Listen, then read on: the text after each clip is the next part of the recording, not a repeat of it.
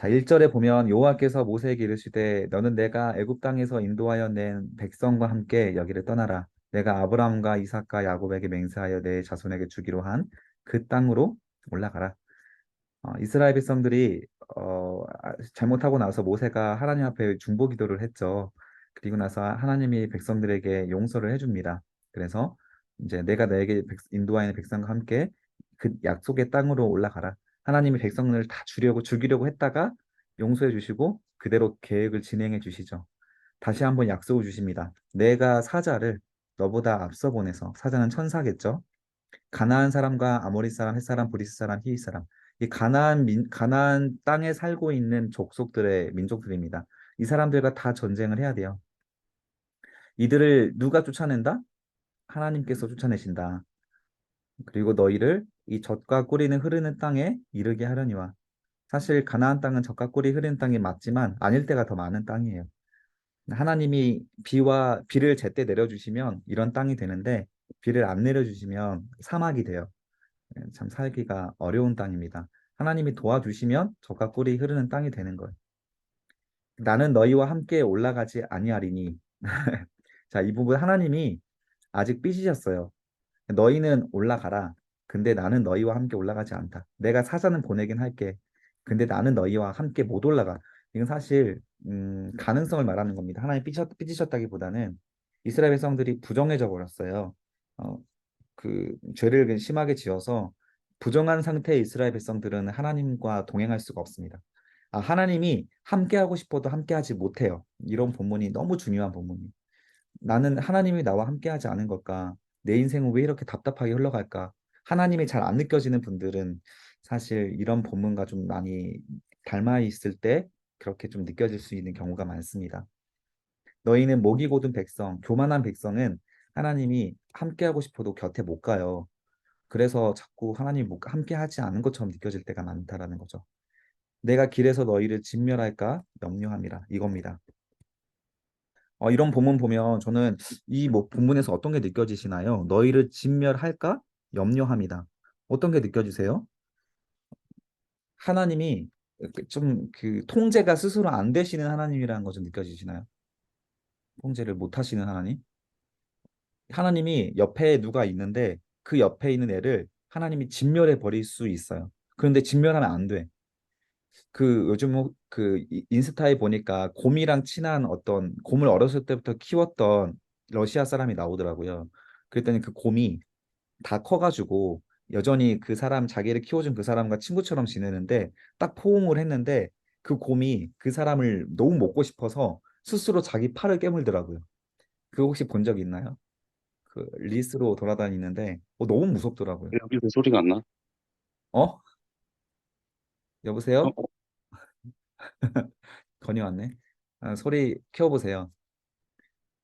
자, 그 장면이 비슷합니다. 하나님이 통제가 스스로 안 되시는 거예요. 자신의 거룩함이 이스라엘 백성들을 녹여버리는 겁니다. 거룩이라고 하는 거는 약간 태양과 같아요. 태양은 적당한 거리에 있으면 우리에게 유익하잖아요.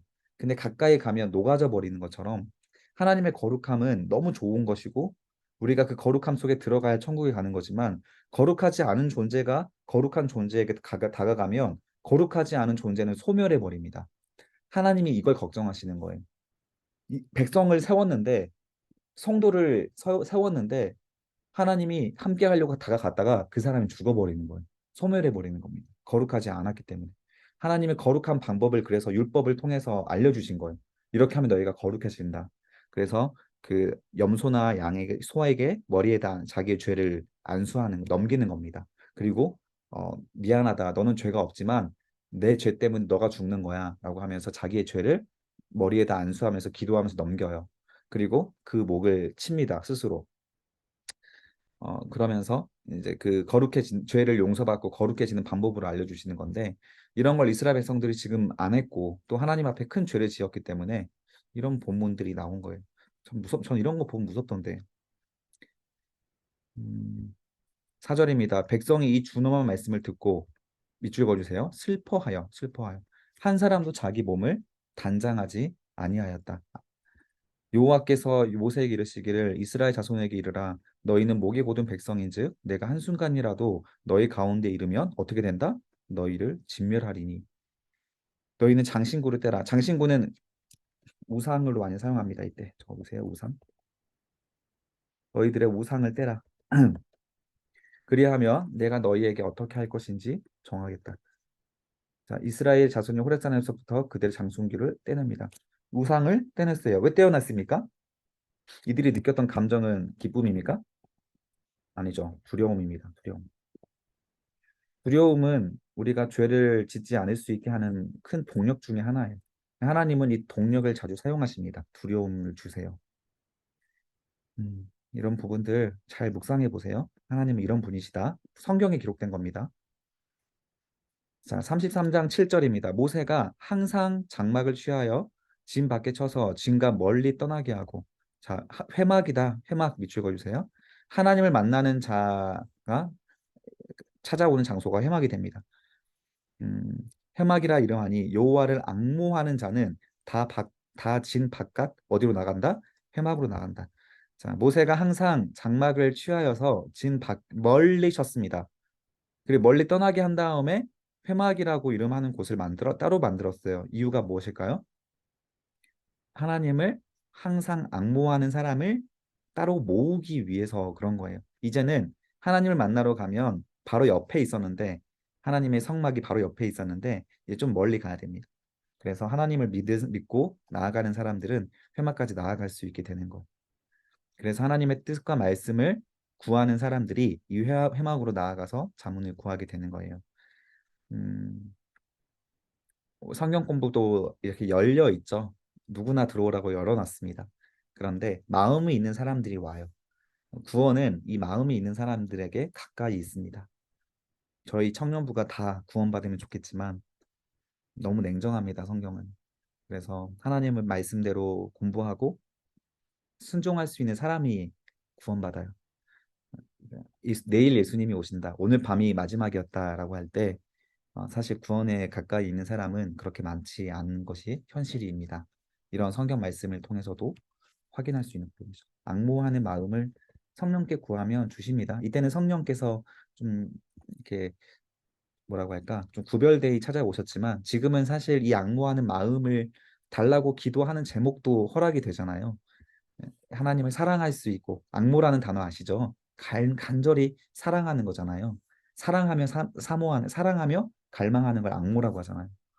그 앙모하는 마음을 하나님 주세요.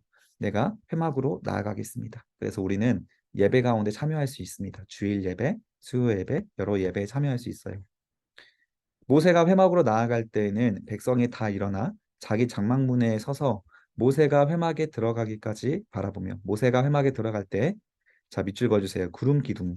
하나님의 영광이 함께하고 있는 상징이 구름 기둥이죠, 지금. 지금 구름 기둥과 불 기둥이 같이 따라다니고 있어요. 밤에는 불 기둥이 오면서 200만 명의 백성들을 따뜻하게 데펴줬고, 낮에는 구름 기둥이 가서 하늘에 그늘이 쳤죠. 요즘에 조금 우리가 더 이 부분 공감할 수 있겠다. 너무 덥잖아요. 그때 하늘에 구름 기둥이 싹 들어와서 오늘 저녁 되니까 해가 없으니까 시원하잖아요. 항상 그렇게 이스라엘 백성들의 온도와 습도와 그런 부분들을 하나님이 맞춰주고 계셨어요. 그래서 그 구름 기둥은 하나님을 상징했습니다. 자, 그 구름 기둥이 모세가 회막에 들어갈 때, 이때 하나님은 모세의 발걸음과 함께 하세요. 모세가 어떤 사람이었기 때문에 하나님을 앙모하는 사람이었고 두려워하는 사람이었기 때문에 모세가 회막에 들어갈 때 하나님의 상징한 임재를 상징하는 구름 기둥이 그 회막으로 푹 내려왔습니다. 회막이 어땠을까요? 안개가 자욱하게 된 거. 그때 회막문에 서며 여호와께서 모세에게 말씀하시니 모든 백성이 회막문에 구름 기둥이 서 있는 것을 보고 다 일어나 각기 장막문에 서서 읽어주세요. 예배합니다. 예배하는 마음은 하나님의 임재가 느껴질 때 우리가 일어나서 자연스럽게 예배하게 되는 거예요. 이건 다 자연스러운 거죠. 그런 것들을 봤으니까 백성이 다 봤으니까 다 일어나서 자기 장막은 자기 집입니다. 자기 텐트의 앞에 서서 예배했습니다. 사람이 자기 친구와 이야기함 같이 밑줄 그어주세요. 너무 부럽죠. 저는 제일 부럽습니다. 모세가. 하나님이 사람이 자기 친구와 이야기함 같이 여호와께서는 모세와 대면하여 말씀하셨다. 지금 여러분과 제가 대화하듯이 말했다는 거예요. 모세는 진으로 돌아오나 눈의 아들 젊은 수종자 여호수아 모세의 후계자죠. 여호수아는 회막을 떠나지 아니하였다. 자, 이 부분도 상징적인 부분입니다. 모세가 이제는 진으로 돌아왔어요. 회막을 떠나서. 근데 이 여호수아는 그 회막을 계속 지켰습니다. 어떤 생각을 하고 있었을까요? 여호수아가 모세를 옆에서 가장 가까이서 보필하면서 자기의 정신적인 지주였던 모세, 그 모든 행동 하나하나를 지켜보면서 이스라엘 백성과 모세의 어떤 온도차를 느꼈을 거예요. 그러면 사모함이 생겼을 것이고 하나님과 대화하고 있는 곳에 성령이 가득함으로 여호수아가 떠나지 못하는 거예요. 이번 수련회 때는 사실 일찍 기도회를 마쳤지만 저는 기도회 때 말씀이 끝나고 기도가 끝나고 나면 좀 더 기도하고 싶은 사람들을 위해서 시간을 좀 열어두는 편이에요. 왜냐하면 이런 사람이 있어요. 성령이 딱 임해서 기도가 끝나는 게 너무 아쉬운 사람들이 있더라고요, 항상. 이런 부분이에요. 자꾸 찾아오게 돼요, 하나님을. 그 여호수아가 그랬다라는 거예요. 자, 33절 모세와 하나님의 대화 내용이 12절부터 나옵니다. 모세가 여호와께 이르되 보시옵소서 주께서 이 백성을 인도하여 올라가라 하시면서 나와 함께 보낼 자를 내게 지시하지 아니하였습니다. 주께서 전에 말씀하시기를 나는 이름으로도 너를 알고 너도 내 앞에 은총을 입었다 하셨사온즉 내가 참으로 주의 목전에 은총을 입었다면 주님 바라건대 주의 길을 내게 보이사 밑줄 그어주세요. 주의 길을 이거 기도 제목이에요. 여러분 다 기도하셔야 됩니다. 이대로 주의 길을 내게 보여주시고 내게 주가 어떤 분인지 알리시고 강조 표시해 주세요. 정말 중요한 본문이죠. 이러니까 하나님을 사랑하지 않을 수 없죠. 사랑하는 연인 간에도 이런 대화하면 참 사랑스러울 것 같아요. 난 너를 알고 싶어. 너에게 대해서 좀 알려줘. 너가 싫어하는 거 하고 싶지 않아. 너가 좋아하는 걸 하고 싶어. 관심이고 사랑 표현이죠. 주님이 싫어하는 걸 내게 알려주세요. 그거 내가 안 할게요. 주님께서 기뻐하는 거 알려주세요. 내가 그거 할게요. 이런 거죠. 나로 주의 목전에 은총을 입게 하시며 족속을 주의 백성으로 여기소서. 훌륭한 리더죠. 이런 리더가 여러분들에게 가까이 있다면 복 받은 겁니다. 저는 이런 모세 같은 리더는 아닙니다. 모세 같은 전도사가 오기를 기도하세요. 이 족속을 주의 백성으로 여기소서. 참 저도 이런 소원이 있습니다. 여러분 청년들이 이렇게 하나님의 백성으로 나아갔으면 얼마나 좋을까. 모세는 하나님의 계획 듣기를 원하고 다시 이스라엘 백성을 주님의 백성으로 삼아달라고 요청을 하는 겁니다. 천사만 보내서 약속만 지켜주는 하나님이 아니라 지금 하나님이 함께 갈 수 없다고 했잖아요.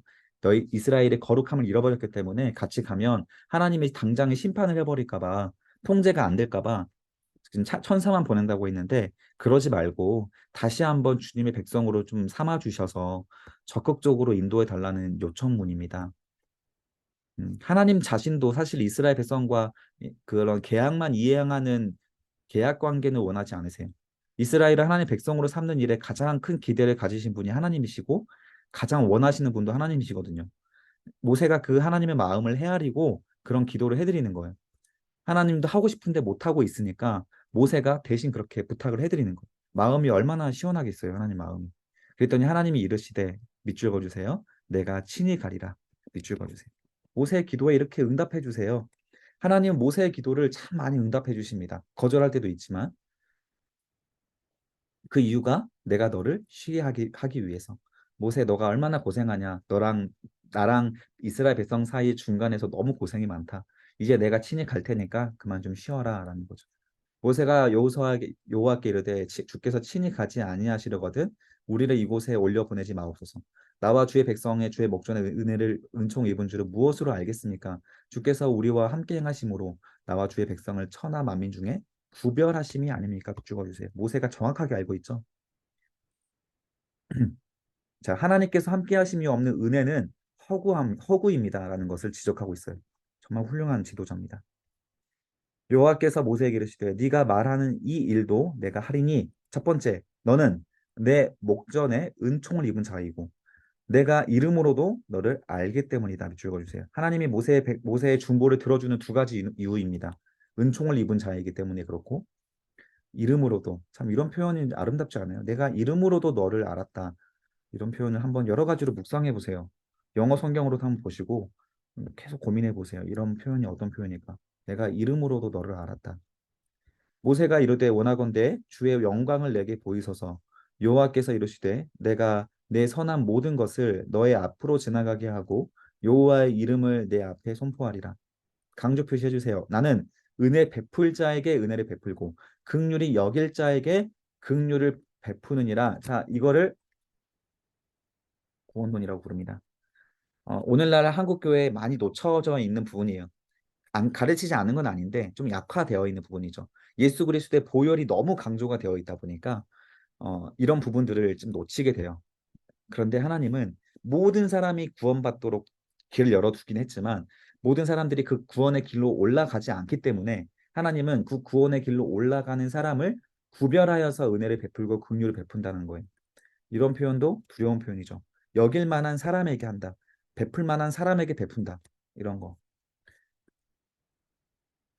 또 이르시되 내가 내 얼굴을 보지 못하리니 나를 보고 살 자가 없습니다.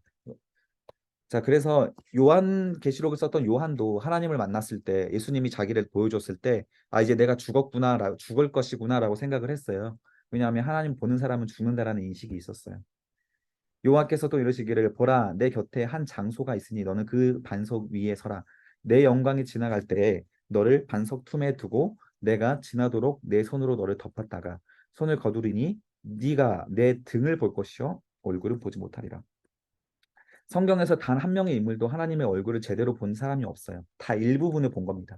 모세도 얼굴을 대면하여 봤다고는 나와 있지만 얼굴을 서로 마주한 전체 모습을 보는 건 아니에요. 하나님의 등만 보고 하나님이 등을 돌려서 말을 하고 있었대요. 전체를 바라보면 모세가 죽을까 봐. 자, 34장에 모세의 이런 중보로 인하여서 하나님이 다시 한번 갱신을 언약을 주십니다. 자, 언약의 갱신을 준비하시는 장면이 나오고 하나님이 자신을 드러내시는 장면이 나와요. 어, 왜냐하면 백성들을 이미 돌아섰기 때문에 그들의 언약을 다시 한번 세워서 회복시킬 필요가 있었거든요.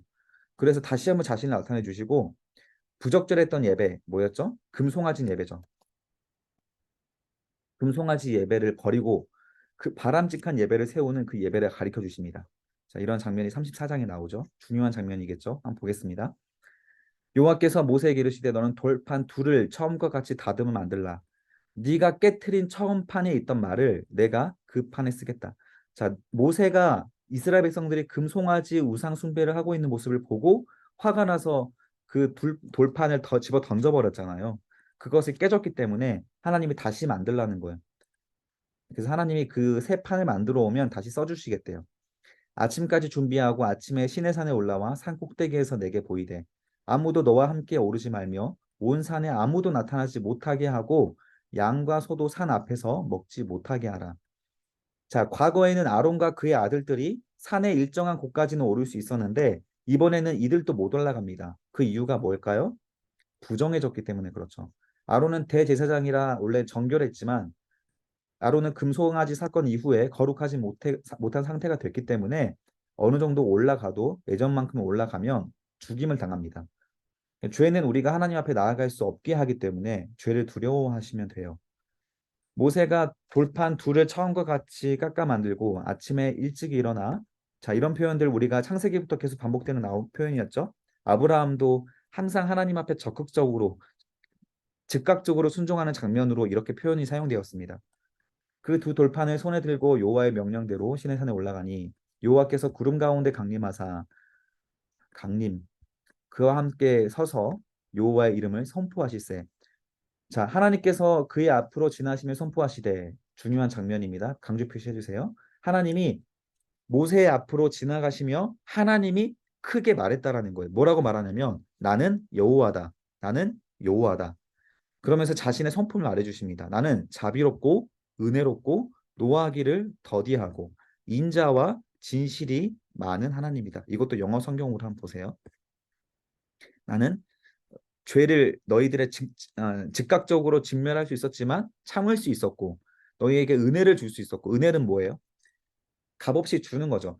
죽을 수밖에 없는 사람을 그냥 건져주는 게 은혜잖아요. 뭐 대가를 받고 건져줬으면 은혜가 아니잖아요. 죽을 수밖에 없는 존재들을 용서해 주셨고 그들을 그냥 불쌍히 여겨서 주셔서 은혜를 주셨고 분노를 참아 주셨고 그래서 인자함을 주셨고 진실함으로 이스라엘 백성들에게 다가오신 하나님. 이런 본문을 우리가 하나님의 성격이기 때문에 외우셔야 됩니다. 하나님의 자기 계시가 드러난 중요한 본문입니다. 나는 여호와다, 여호와다. 나는 여호와시며 여호와로 존재하신다. 나는 자비하신 하나님. 자비는 라훔이라는 원어인데 여성의 자궁과 연결되어 있는 단어예요. 그래서 아이를 향한 어머니의 모성애적인 사랑과 관심을 이 라훔이라는 단어로 써서 자비라고 연결을 했습니다.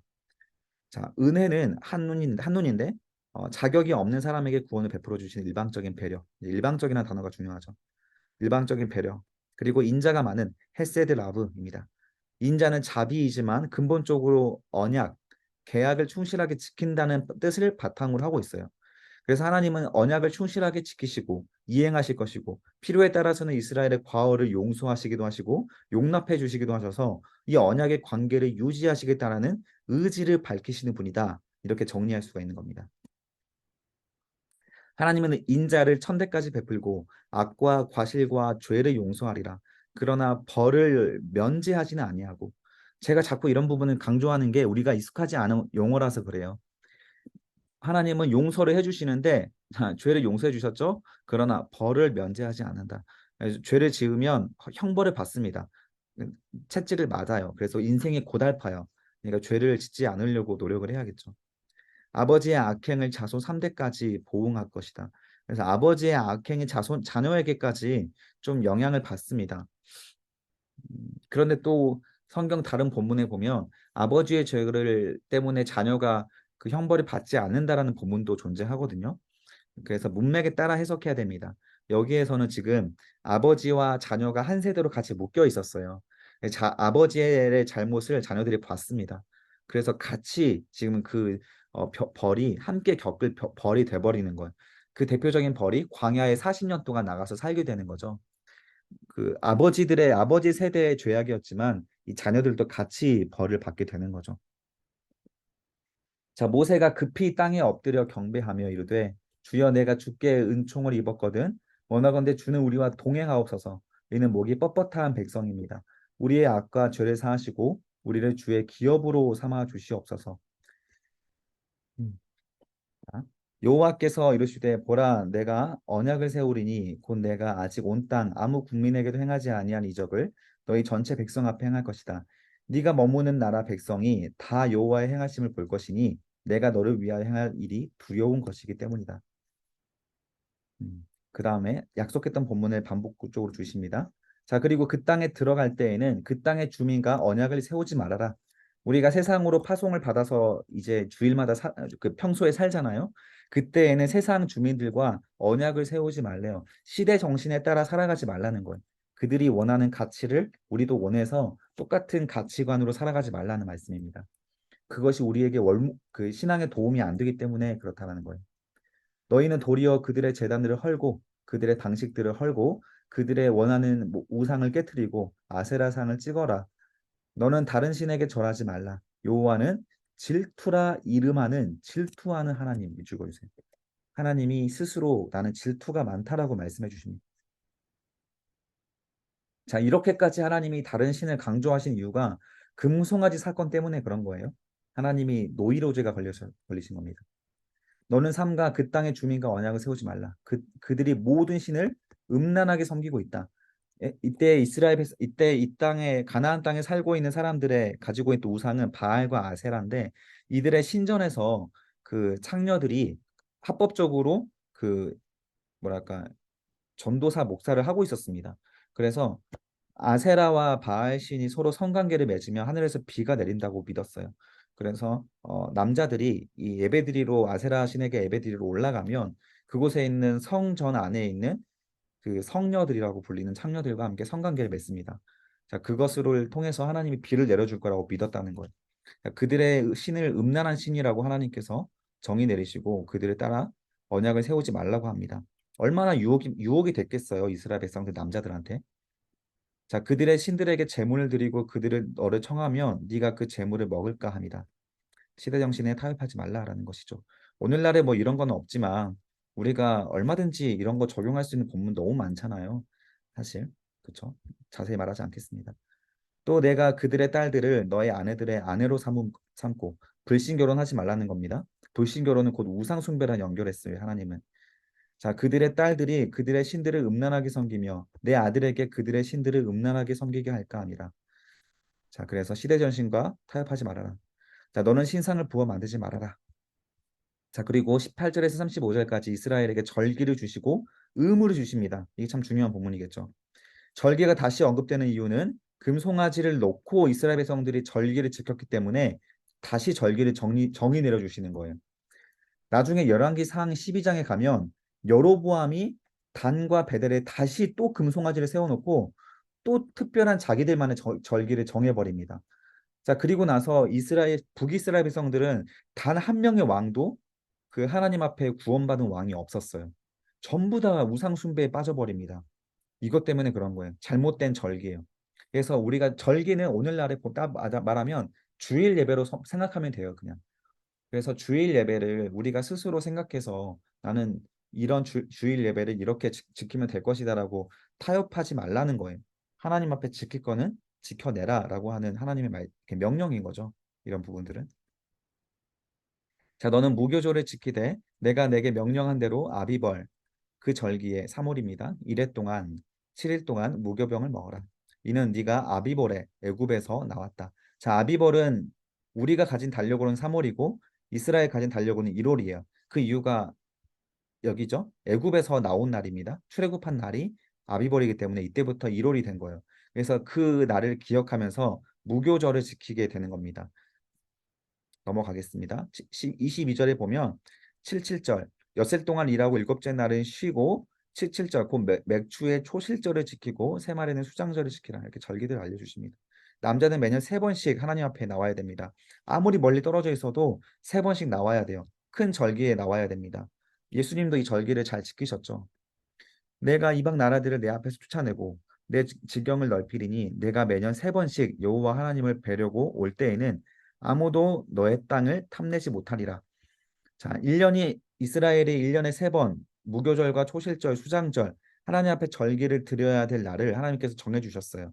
그런데 지역이 멀리 떨어져 있기 때문에 이스라엘 백성들이 다시 예루살렘까지 찾아올 때에는 자기가 가지고 있었던 집이나 가축이나 그런 것들을 다 놓고 와야 되잖아요. 오늘날에는 뭐 비밀번호 보안을 다 해놓고 나올 수 있는데 이때는 그런 게 없으니까. 그런데 멀리 떨어져 나와서 하나님께 예배하러 올 때에도 하나님이 그 땅을 지켜주실 거라고 약속하신 거예요. 자, 이런 믿음이 필요한 겁니다. 하나님께서 이런 믿음은 너희가 가질 필요가 있다라고 하신 명령이에요. 그래서 우리가 하나님 앞에 순종할 때 내가 남들보다 뒤처질까 봐, 내 것을 손해 볼까 봐 걱정하지 말라는 거예요. 순종하면 하나님이 그 지켜줄 것이다. 우리가 가진 재산이나 우리가 두려워하는 것들로부터 우리를 보호해 주실 것이다. 이렇게 하나님께서 약속해 주시는 겁니다. 28절 모세가 여호와 함께 40일 40야를 또 거기서 있었고 자 금송아지 전에도 사건 전에도 40일 동안 금식하면서 하나님을 만났죠. 그리고 지금도 마찬가지로 떡도 먹지 않고 물도 마시지 않고 지금 이렇게 하면 죽습니다. 금식하더라도 40일 금식하시는 분들도 있는데 그분들은 물은 마시죠. 40일 동안 이렇게 모세가 하나님을 만났다라는 겁니다. 29절입니다. 모세가 이렇게 굶고 40일 동안 아무것도 안 먹었는데도 하나님 앞에 하나님을 만나고 내려올 때에는 여호와로 말미암아 얼굴 피부에 광채가 나나 깨닫지 못했다. 그러니까 하나님을 만나는 사람들은 얼굴에 항상 빛이 난다 이렇게도 해석할 수 있는 거죠. 아무것도 안 먹었어도 얼굴에 생기가 돌았습니다. 자, 모세의 얼굴에 피부에 광채가 남을 보고 사람들이 그의 가까이 하길 두려워하였대요. 얼마나 얼굴에 빛이 나는지. 그래서 모세가 수건으로 자기 얼굴을 가렸죠. 35절에 이스라엘 자손이 모세 얼굴을 영광의 광채를 보므로 모세가 여호와께 말하러 들어가기까지 다시 수건으로 자기 얼굴을 가렸습니다. 그래서 이제 모세가 얼굴 빛을 이렇게 발휘하게 된 거는 출애굽기 24장에서 보면 십계명 돌판을 받으러 산에 올라갔을 때 산 위에서 빛나고 있었던 장면이 있잖아요. 그것을 여호와의 영광으로 상징적으로 반영한 게 이 모세의 얼굴이에요. 그래서 이 모세의 얼굴, 여호와의 영광은 성막이 완성되고 난 이후에 그 위에 내리게 될 것을 또 나중에 40장에 언급을 합니다. 모세는 자신의 얼굴이 빛나는 얼굴을 가지고 산 위에서 내려와서 34절과 35절에 여호와 앞에 들어감으로써 여호와의 영광을 산 위에서 성막으로 운반하는 상징적인 일을 담당하게 됐다라고 그냥 신학적으로 해석할 수 있는 거예요. 아직 하나님의 영광은 산 꼭대기에 있기 때문에 하나님의 영광을 어 하나님의 영광이 성막으로 들어갔다. 하나님의 영광이 성막으로 들어가는 것을 상징적으로 모세를 통하여 이렇게 나타난 거죠. 성막에 하나님의 영광이 임재함으로 이제부터 성막은 움직이는 신의 산이 되는 겁니다. 신의 산에서는 하나님과 이스라엘 백성들의 관계가 맺어졌잖아요. 언약이 맺어졌잖아요. 그래서 이제는 그 성막이 움직일 때마다 하나님의 언약이 함께 움직이게 되는 것을 상징적으로 보여주는 거죠. 자, 그래서 이 신의 산 사건 정리하겠습니다. 두 가지의 신학적인 메시지를 가지고 있어요. 이스라엘과 하나님의 관계는 처음부터 이스라엘의 행위에 근거하고 있는 것이 아니라 하나님의 은혜에 근거하고 있는 것이다. 이스라엘은 실패했지만 하나님이 용서하셨고 그들을 끌고 가셨습니다. 이스라엘은 처음부터 가장 패역한 죄악으로 언약을 서슴없이 위반했지만 하나님은 자비롭고 은혜롭고 노하기를 더디하시는 하나님으로서 용서와 더불어 새로운 언약을 베풀어 주셨어요. 우리도 마찬가지예요. 지금 하나님과 약속해 보세요. 이 성경 공부 끝나자마자 또 죄 지을 수 있습니다. 그러나 하나님의 언약이 있기 때문에 우리에게 희망이 있습니다. 그 죄들을 최대한 멀리하려고 노력을 해보시고 이 자비롭고 은혜롭고 노하기를 더디하신 하나님을 신뢰해서 하나님 앞에 나아가시면 되는 거예요. 그리고 신의 산 사건의 두 번째 신학적 메시지는 중보자의 중요성입니다. 모세가 없었으면 이스라엘은 여기서 다 죽었어요. 하나님과 백성들 사이에 도저히 메우지 못할 틈이 생겼을 때 그 틈 사이에 양자를 이어주는 중보자가 모세였습니다. 이 모세의 중보자 역할은 훗날 신약의 예수 그리스도께서 성도의 중보자 역할을 하시는 일의 예표가 되는 거예요. 성경의 시편에서 이렇게 나옵니다. 그러므로 여호와께서 저희를 멸하시라 하였으나 그 택하신 모세가 그 결렬된 협상 중에서 그 하나님 앞에 서서 그 노를 돌이켜 멸하지 않게 하셨도다. 이렇게 고백을 하죠. 만약에 중보자가 없을 때 어떻게 되냐? 에스겔서에서 이스라엘 백성들에게 나타났던 현실입니다.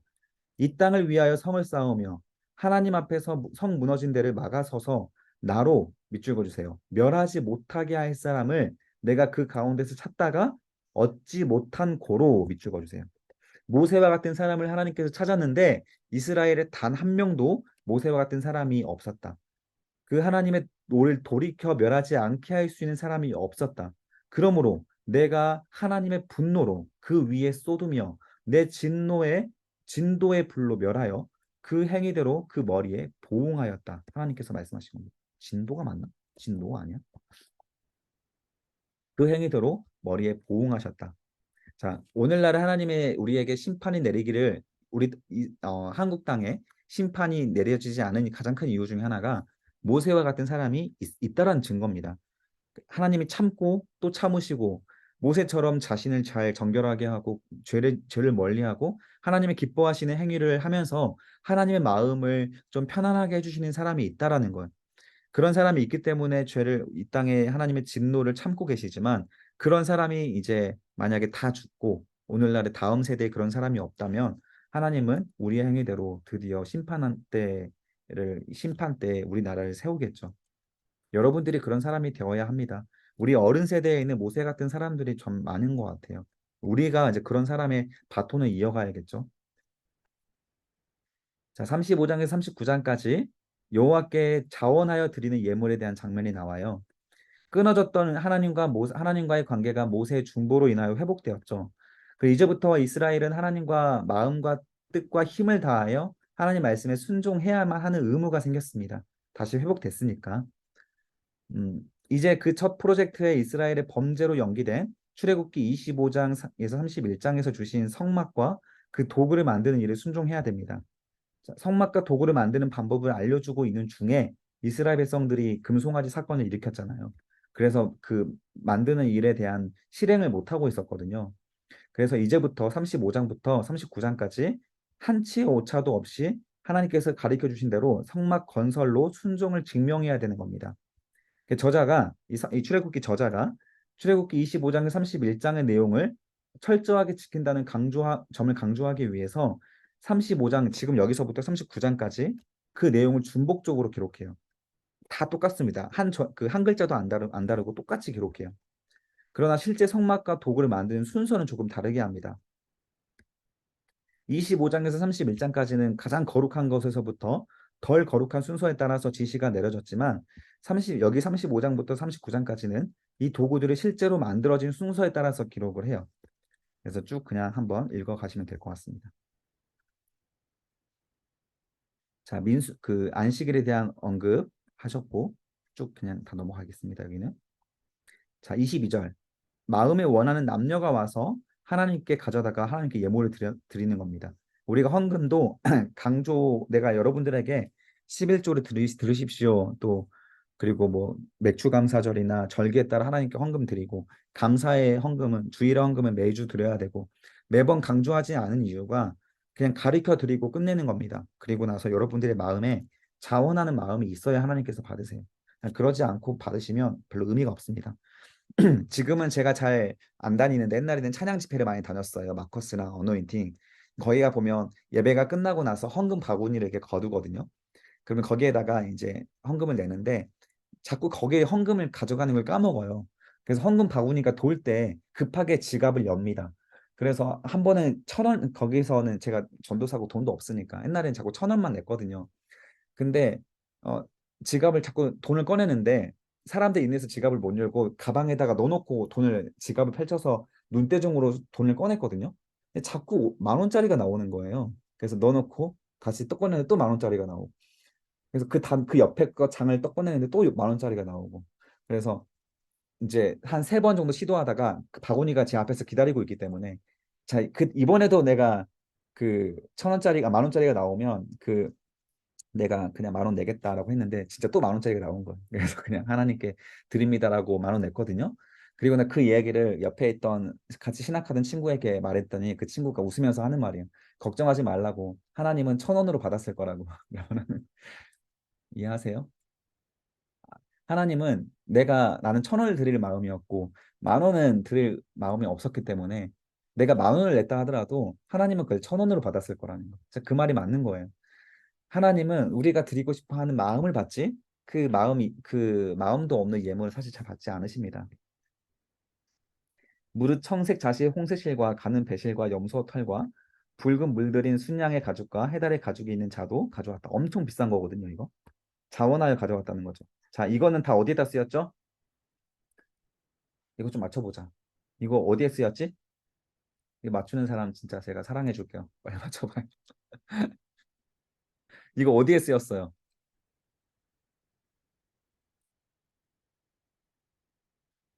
뭐 성수 말해봐. 음속을 풀고 말해야지. 없어요? 이거 지난 시간 공부했는데 이거 어디에 쓰였지? 이거 2주 전이었어. 번역기 옮길 때요. 네? 번역기 옮길 때요. 아니야, 틀렸어. 언약궤 옮길 때? 아니야, 이걸로 뭐 만들었어요? 뭘 만들었죠? 누가 채팅에 남겼는데? 예복. 그치, 뭐 예복 만들 때도 뭐 이런 실을 만들긴 화장품 했는데. 앞치마. 아니, 이제 이 부분 때문에 더 확실하게 앞에 있는 것들이 좀 같이 나오는 건데, 해달의 가죽과 순양의 가죽 이런 거 있잖아요. 뭐 만들 때. 그, 성막에 뭐, 성막에 뭐.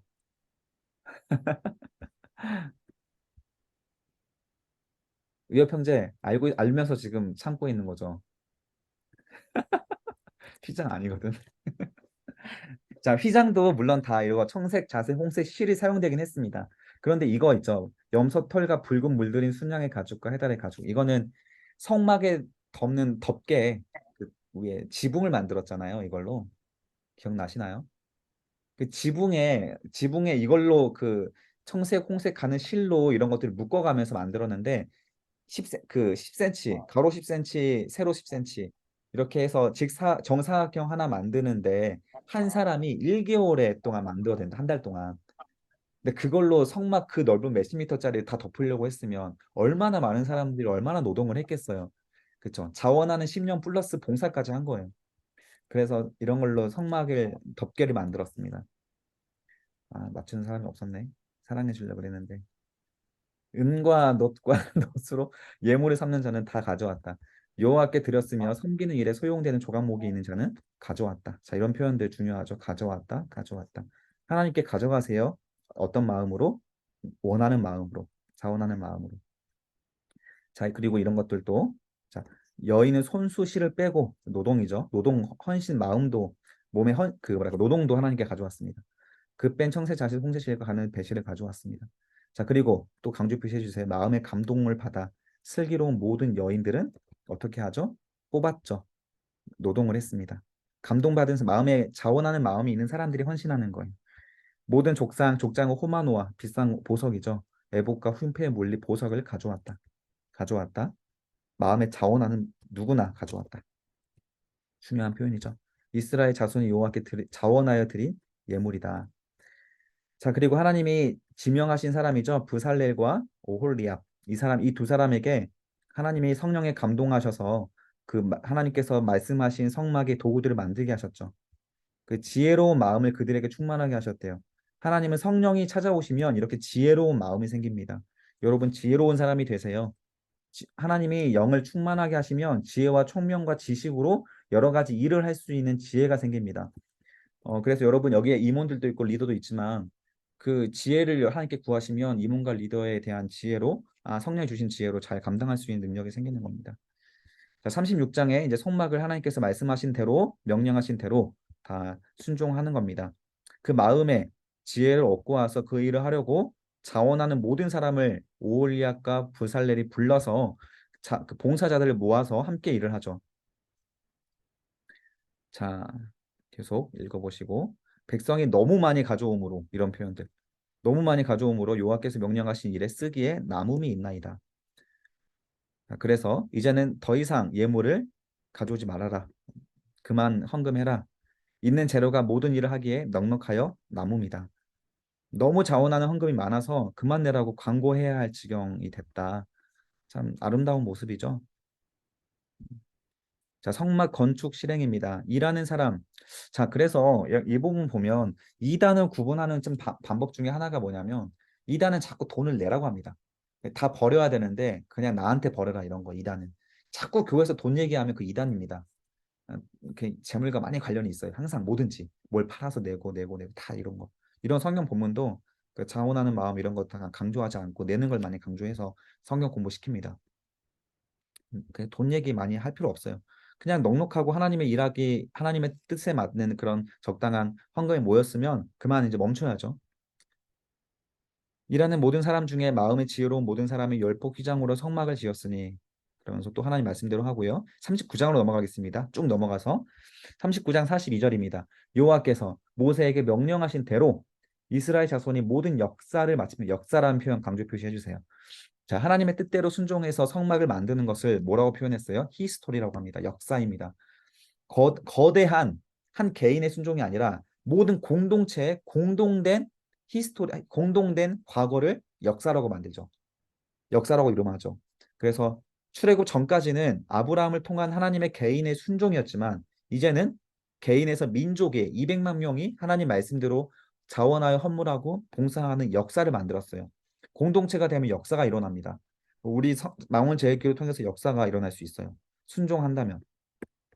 근데 그게 어떤 순종입니까? 이거죠. 명령하신 대로의 순종이에요. 그래서 우리가 성경 공부하는 이유가 여기에 있습니다. 여러분들이 여기 모여있는 여러분들이 희망이에요. 사실 우리 망원제일교회. 정말 단언컨대 그렇습니다. 모세가 그 마친 모든 것을 본즉 여호와께서 명령하신 대로 되었습니다. 모세가 그들에게 축복하였다.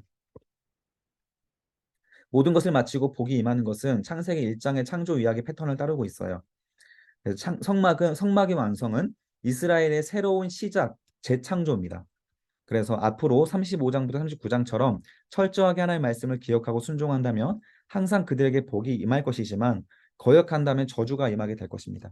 그래서 우리 청년분들 더 성경 말씀 공부하는 거를 좀 사모하시고 이제 곧 있으면 9월 달부터인가 신앙 아카데미 하반기가 좀 시작되거든요. 거기에서는 좀 저는 요한계시록을 좀 가르쳐 보면 어떨까라는 생각이 들어서 지금 준비를 하고 있습니다. 우리 청년들도 여기 모이신 분들도 함께 좀 참여해 주시고 그건 토요일 날이에요, 대신. 그래서 좀 여러분의 시간을 내야 됩니다. 거기 참여하려면. 또 좀 선착순이기 때문에 빨리 지원을 해야 되는데 그냥 우리 청년들은 선착순에 관계없이 받으려고 해요. 좀 마음이 있으신 분들은 함께 했으면 좋겠습니다. 성경 공부하는 자리는 많이 참여하세요. 자, 40장입니다. 성막의 완성과 하나님의 영광의 장면이에요. 여호와께서 모세에게 말씀하여 이르시되 너는 첫째 달 초하루 곧 성막 곧 회막을 세우고 성막이 완성되기 전에 모세가 하나님 만난 장소가 회막이었죠. 근데 그 성막과 회막은 같은 권위를 가져요. 그래서 회막에서 하나님 만나는데 이제 성막이 완성됐으니까 이제부터 성막에서 하나님 만납니다. 자, 그리고 너는 첫째 달 초하루 1월 1일이죠. 하나님은 모세에게 이스라엘 장막을 칠 날짜까지 미리 말씀해 주셨어요. 신년 첫 번째 날입니다. 새해를 맞이하여 장막을 치는 것도 청지창조라는 주제를 연상시키는 표현이에요. 자, 이날은 출애굽의 1주년이 되는 1월 14일의 2주 전이고 시내산에 도착한 지 정확히 9개월이 되는 날입니다. 성경에 등장하는 사건들만 고려해서 지금 천지창조 사건이 만약에 1년 1월 1일이다라고 해서 그때부터 달력을 만든다고 하면 하나님의 임재가 있는 성막이 완성된 해는 2666년 1월 1일이에요. 자, 구약의 4천년 사이클의 정확히 3분의 2가 되는 시점이죠. 이거 정말 재미있는 표현이거든요. 그러니까 지구의 역사가 6천년이라고 놓고 본다면 이렇게 된다라는 거예요. 지질학자들의 말을 다 무시하고 지구의 역사가 젊은 지구론이죠. 그래서 그렇다면 구약의 사이클은 3분의 2예요. 나머지 3분의 1은 뭐예요? 3분의 큰 심판을 기점으로 노아의 홍수 심판이 3분의 1 기점, 그리고 금송아지 심판을 받았던 이스라엘이 구약의 3분의 2 시점이라면 다시 새 역사가 시작되는 순간이라고 의미를 찾을 수 있는 거예요. 이때부터. 나머지 3분의 1은 이제 예수 그리스도에 오실 때까지라고 볼 수 있는 거죠. 이렇게 2000년 주기로 뭔가 큰 심판이 있었거든요. 그래서 지금 2000년대를 살아가는 우리들의 이 시대가 마지막일 거다. 이렇게 말하는 신학자도 있습니다. 2000년 단위로 큰 심판이 있었기 때문에. 자, 3절입니다. 또 증거궤를 들어놓고 또 휘장으로 그 궤를 가리고. 자, 이때는 휘장이 하나님 언약궤를 가리고 있었어요. 예수님께서 죽으시고 나서는 이 휘장이 찢어졌습니다. 쭉 한번 읽어보시고 16절 모세가 그같이 행하되 곧 여호와께서 자기에게 명령하신 대로 다 행하였다. 중요한 거죠. 이와 같은 문구가 7번이나 반복돼요. 여호와께서 자기에게 명령하신 대로 다 행하였다. 이거 참 중요한 표현입니다. 하나님께서 말씀하시고 그 말씀대로 이루어진 천지창조가 연상되는 거고요. 이렇게 넘어가겠습니다. 여호와께서 말씀하신 대로, 명령하신 대로, 명령하신 대로, 명령하신 대로, 명령하신 대로, 자, 명령하신 대로 모세가 이같이 이스라엘 200만 명의 역사를 마치게 되었습니다. 자, 우리가 명령한 대로 순종해야 역사가 일어나는 겁니다. 자, 구름이 이때 회막이 덮이고 여호와의 영광이 성막에 충만합니다. 우리가 하나님 말씀대로 순종해내서 살아온 그 역사를 예배로 가져오면 하나님의 영광이 우리 교회에 충만하게 될 거예요. 모세가 회막에 들어갈 수 없었으니 이는 구름이 회막 위에 덮이고 여호와의 영광이 성막에 충만합니다. 모세도 회막에 들어갈 수 없을 만큼 구름이 자욱했다라는 거죠. 자, 구름이 성막 위에 떠오를 때 이스라엘 자손이 그 모든 행진한 길에 앞으로 나아갔고, 자, 구름 기둥이 앞으로 나아가면 이스라엘 백성들이 그 구름 기둥을 따라 떠났습니다. 그 구름 기둥이 떠오르지 않을 때에는 떠오른 날까지 나아가지 않아서 그 자리에 머물렀어요. 낮에는 여호와의 구름 기둥이 성막 위에 있고 밤에는 불 기둥이 구름 가운데 있음을 이스라엘의 온 족속이 그 모든 행진하는 길에서 그들의 눈으로 보며 40년간 살게 됩니다. 이제부터 중요한 거죠. 이스라엘의 행진과 나아감과 정진은 이스라엘 하나님의 영광의 이동에 따라 있었다라는 거예요. 모세를 필두로 이스라엘이 민수기에서 40년 동안 그것을 훈련하는 거예요. 그것밖에 훈련 안 합니다. 이 절기를 지키고 40년 동안 총 몇 번의 절기였겠어요? 1년에 3번이니까 120번의 절기죠. 120번의 절기를 지켜내고 그리고 하나님 앞에 드릴 그런 매번의 번제와 화목제, 뭐 속제, 속건제, 속제제 다 지켜나가면서 그 하나님의 영광의 이동에 따라서 가는 길 그리고 멈추라고 하면 멈추는 거 이거를 광야에서 40년 동안 계속 훈련하고 연습을 합니다. 그게 민수기 내용이에요. 오늘날 우리도 마찬가지죠. 우리의 인생은 개척할 필요가 없습니다. 하나님이 가라고 하는 곳에 가고 머물라고 하는 곳에 머무는 것 이게 가장 중요하다라는 것이죠. 이렇게 오늘 우리가 출애굽기를 마쳤네요. 고생하셨습니다.